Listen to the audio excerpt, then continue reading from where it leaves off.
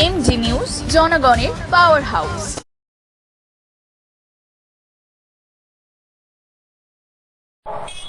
যতদূর তোমার আকাঙ্ক্ষা আছে সমাগত উদ্দেশ্যটা কি? উদ্দেশ্যটা ইমাম মুয়াজ্জিন এদের একটা সম্মেলন। তারা সেই সম্মেলন করবে। সেই সম্মেলনকে আমার শুভেচ্ছা রইল যে তাদের সেই সম্মেলন সফল হোক। কিন্তু তারা তো সেই সম্মেলন করবে, তার মধ্যে আবার দেখুন তাদের একটা সামাজিক মূল্যবোধ তাদের মধ্যে কাজ করে, সমাজের প্রতি একটা কর্তব্যবোধ তাদের মধ্যে কাজ করে। তাই তারা আজকে ছাত্রছাত্রীদের উদ্দেশ্যে তাদেরকে একটা প্রশিক্ষণ শিবিরের আয়োজন করেছে। তাদের প্রতি যারা মাধ্যমিক পরীক্ষা দেবে, যারা উচ্চ মাধ্যমিক পরীক্ষা দেবে এই বছরে, তারা আমাদের এই সমাজেরই ছাত্রছাত্রী, আমাদের সমাজেরই, আমাদের ঘরেরই ছেলে মেয়ে। তাই তাদের প্রতি তারা একটা কর্তব্য অনুভব করেছে যে এইসব ছেলে মেয়েদেরকে আমরা যদি এই আজকের দিনে যদি একটা পরামর্শ দিতে পারি, কি সুন্দর একটা আয়োজন। এই আয়োজন করবার জন্য আজকের এই ইমাম ও মুয়াজ্জিন যারা এইটা আয়োজন করেছেন তাদের প্রতি আমার শ্রদ্ধা, কৃতজ্ঞতা। মালি হয়ে মুহাম্মদ, মালি হয়ে মুহাম্মদ, গুলশন মদিনা, सरकार दो जागा मस्कन हुआ मदीना, सरकार दो जागी। আমাদের সময় খুব সীমিত, তার মধ্যে দু কথা বলতে বলছে। যাই হোক, খুব মূল্যবান কথা যেটা হলো ধর্ম যার যার উৎসব সভা। এটা মাথায় রেখে আমাদের সবার প্রথম মনে রাখতে হবে যে ঈশ্বর বলেন, আল্লাহ বলেন, তিনি সর্বশক্তিমান। আমরা যদি তার সান্নিধ্যে আমরা থাকি এবং তার যদি সেই পথে আমরা থাকি, সবাই আমরা সুস্থ থাকবো এবং সবল থাকবো। এবং সুস্থ সবল থাকলে যে আমাদের শারীরিক যে যা শুভ চেতনা, অর্থাৎ শরীর ভালো রাখার, তার মধ্যে চোখ একটা খুব মারাত্মক জিনিস। কাজেই চোখ যদি আমাদের না থাকে আমরা কিন্তু সবাই অন্ধকারে আমরা ডুবে যাব। কাজেই আমরা চোখ এবং শরীরের প্রতি সবাই সচেতন থাকবো। আপনারা সবাই ভালো থাকবেন, সুস্থ থাকবেন, সেই আশা রাখি। খোদা হাফেজ। অসংখ্য ধন্যবাদ। তোমরা শিক্ষাটাকে আগিয়ে নিয়ে যাও। আমরা একটা কথাই জেনেছি, ধর্ম যার যার উৎসব আমাদের সবার। কারণ এই উৎসবটাকে আমরা সম্প্রীতির সহিত ভাগ করে দেব। আমাদের মধ্যে হিংসা, বিভেদ, ভেদাভেদ রাখবো না এবং খুব সুন্দরভাবে সমাজকে আগিয়ে নিয়ে যাব। আজকে যদি আমাদের মধ্যে হিংসা কাজ করে তাহলে এই সমাজ একদম অচল হয়ে যাবে। তাই আমার বক্তব্য দীর্ঘায়িত করবো না। এখানে অনেক বিশিষ্ট বর্গ আছেন এবং চক্ষুদান শিবির চলছে, চক্ষু পরীক্ষা চলছে। সেখানে যাদের চোখের প্রবলেম আছে, একটু সমস্যা আছে, অবশ্যই দেখিয়ে নেবেন। আর এই প্রোগ্রামটা আরো সুদৃঢ় হোক, আরো ত্বরান্বিত করুক। আমরা আমাদের কাছ থেকে যতটা সাহায্য পাওয়ার আমরা করব এই আশা রাখি।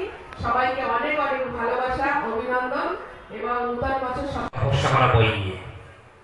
যদি বইয়ের উপরে তাদের তপস্যা থাকে তাহলে সে ছাত্ররা একদিন ভবিষ্যৎ করে দেবে, তাদের লক্ষ্য অনেক দূর পৌঁছে যাবে। সেজন্য আমাদের মনের মধ্যে যেন এরকম ধারণা না আসে কোন রকম করে মাধ্যমিকটা পাস করব, কোন রকম করে উচ্চ মাধ্যমিকটা পাস করব, একটা গ্রাজুয়েশনের সার্টিফিকেট হাতে নেব, কেউ যদি জিজ্ঞাসা করে আমি বিএ পাস করেছি, এরকম পাশের সন্ধান যেন আমাদের না থাকে।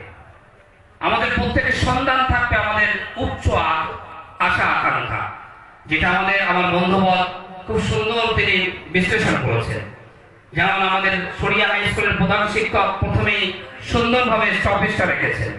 যেমন আমাদের অত্যন্ত কাছের মাননীয় রাধানাথ ঘোষ মহাশয় টিগড়া হাই স্কুলের প্রাক্তন প্রধান শিক্ষক, তিনিও খুব সৌন্দর্য তাৎপর্যপূর্ণ ভাষা আপনাদের সম্মুখে রেখেছে।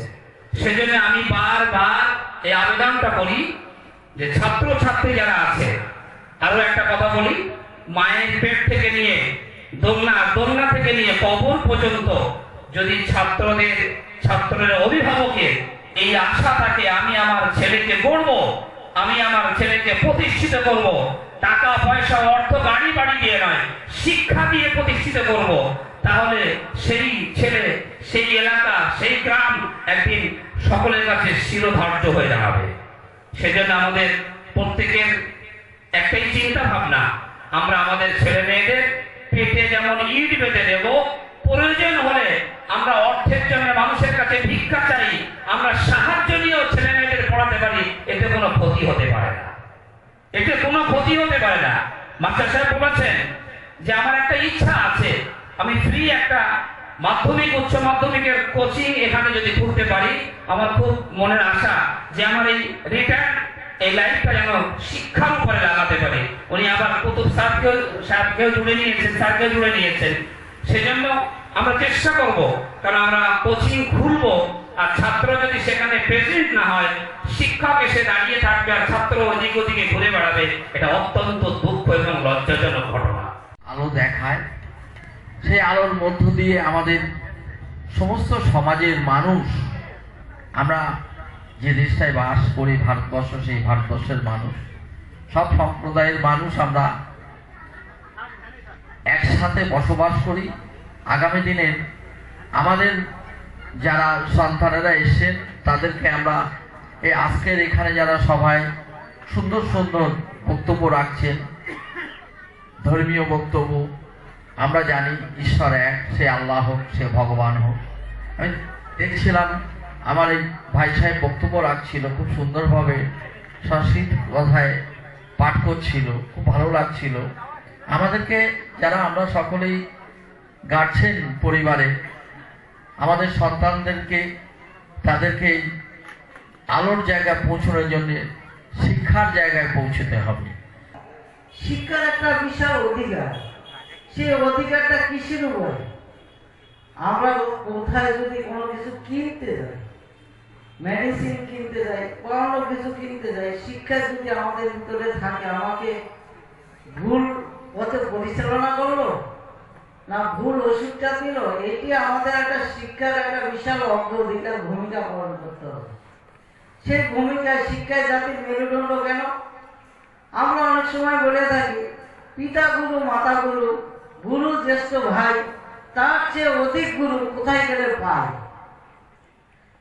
অধিক গুরু যে আমাদের শিক্ষার আঙ্গিনা, একটা গুরু আছে আমাদের শিক্ষা জগতে। মা বাবা দেখেন শিক্ষিত হলে কি হবে? টিউশনি মাস্টার খুঁজে, প্রাইভেট মাস্টার খুঁজে। আজকে আমি ঠিক মতো সময় দিতে পারবো না, তার কাছে গিয়ে পড়াশোনা করবে। আমি চাই আমার ছেলেটাকে একটু শিক্ষার জায়গা থেকে আনবো, মেয়েটাকে শিক্ষার একটা আঙ্গিনা আনবো, সেই জায়গায় টিউশনি পড়াতে হবে। আমি আমার ছেলেকে যেটা না বলতে পারো মাস্টার সেটা বলতে পারো। তো একটা জিনিস, সমুদ্রে যখন দ্বীপ, একটা দ্বীপ, ওনার কাছে কোনো রকম কেউ বাড়ি কেউ পৌঁছে, তো ওনার জীবনীতে লেখা হচ্ছে যে উনি শেষ যুগে মারা গিয়েছেন কিভাবে। তো ওই কিতাবের বইয়ের যে লাভ পড়তে পড়তে বসে পড়তে পড়তে বইয়ের লাভ চাপা পড়ে ওখানে ওনার আজকে ওনার জন্ম ছিল 702 সালে, আজকে কত 2024 চলছে। এতদিন পরেও তাকে আমরা স্মরণ করছি কেন? নিশ্চয়ই সে কিছু করে গিয়েছে। সেই জন্য প্রত্যেকের যদি এই টার্গেট থাকে যে আমি চলে যাব, আমার যেন স্মরণ করে, এইরকম কিছু কাজ যদি প্রত্যেকেই, যার মধ্যে যেমন কোয়ালিটি যার মধ্যে যেমন প্রতিভা, যার মধ্যে যেমন যোগ্যতা লুকিয়ে আছে, সেই যোগ্যতাকে কাজে লাগিয়ে ভর করে সেদিকে আগে বেড়ে এমন কিছু কাজ করতে পারে দেশের জন্য, জাতির জন্য, সমাজের জন্য, মানুষের জন্য, তাহলে মাথায় রাখতে হবে আমরা হয়তো মরে যাব, কিন্তু মরেও আমরা অমর থাকবো। সেই জন্য আমি যতটুকু বলেছি, সর্বপ্রথমে আল্লাহ পাক আমাকে এই সমস্ত কথার উপরে আমল করার তৌফিক দান করুন, আর আমরা যারা শুনেছি আমাদের প্রত্যেককে আমল করার তৌফিক দান করুন।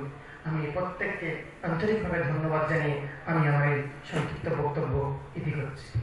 আজকের হাবড়া 2 ব্লকের জামাউল আইম্মায়ের সুসংগঠিত একটা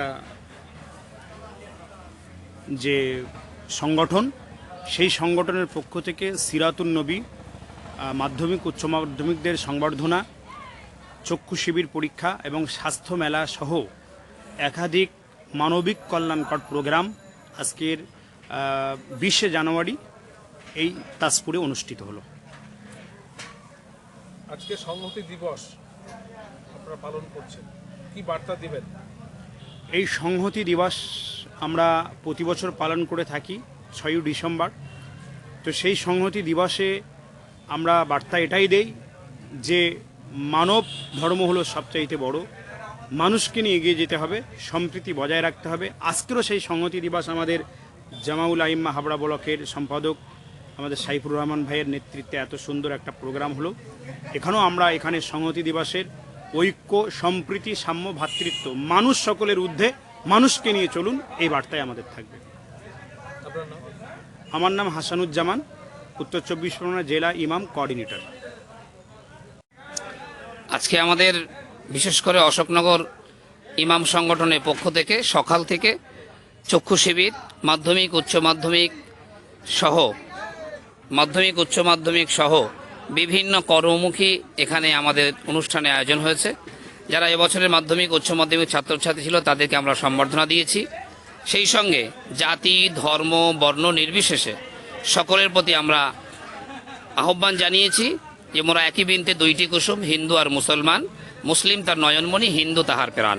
অর্থাৎ বিশ্বনবী জনাবে মোহাম্মদ রসুল্লাহ যে আদর্শ আমাদের শিখিয়ে গেছেন, সেই আদর্শ আজ গোটা বিশ্বের সমস্ত মানুষের কাছে আমরা এখানে হিন্দু, মুসলিম, জৈন, খ্রিস্টান, টিচার, ছাত্র সকলকে নিয়ে আমরা আজকের অনুষ্ঠানটা আয়োজন করেছি।